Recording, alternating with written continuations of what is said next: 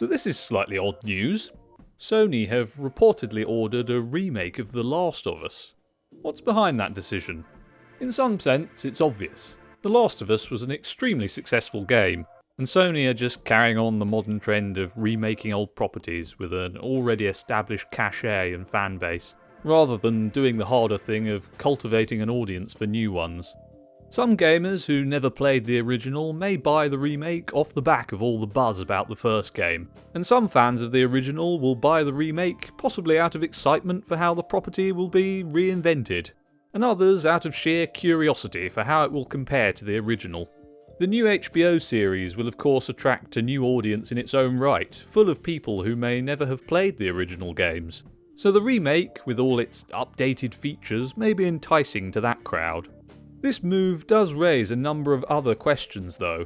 The sequel to the first game was only released last year. Does that mean they're done making sequels to that version now? Is this going to be a reboot of the series? Presumably, right? I mean, it would be a bit weird to have two versions of the same game series running at the same time. There's been some speculation that the new game will align with the plans for the aforementioned HBO series which is in the works, and that's of course possible. It seems unnecessary, but of course, once again, it's a logical initiative for increasing profit.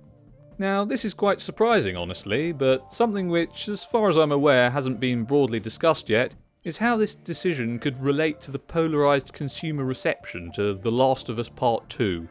No doubt, some people would be curious as to whether this decision comes in response to that situation. Obviously, a lot of gamers were very dissatisfied with that game, and Sony is presumably aware of that. It's possible that if this remake functions as a reboot of the series, the reason for it is to mitigate any controversy or difficulty in launching another sequel to the current series of games. I mean, just consider how relentlessly a marketing campaign for The Last of Us Part 3 would be trolled. It would be buried in insults and memes, its effectiveness undermined by the antipathy from the disenfranchised segments of the player base. So it's certainly possible that this contributed to the decision to go through with the remake. However, it is not one of the primary driving factors. There were actually already plans for this remake back when The Last of Us Part 2 was still being developed. The remake of the first game was postponed after initial plans, and the team assigned to work on it ended up working on The Last of Us Part 2 instead. So anyway, it'll be interesting to find out what they do with this remake. What will differ from the original? What will be the same? Are the actors going to be recast? One would presume so, right? But who knows? Intent has been expressed to largely stay as faithful to the original as possible, while making new inclusions to try to expand and enhance what was already achieved before. That's obviously fairly vague, and this early on in the development process, we can't really know what shape the game will take. Anyway, that's going to do it for this video. Just a quick one to discuss this news. In the video following this, I'll be talking about the recent news on the Days Gone sequel, so stick around for that if you're interested. But for now, thanks for watching.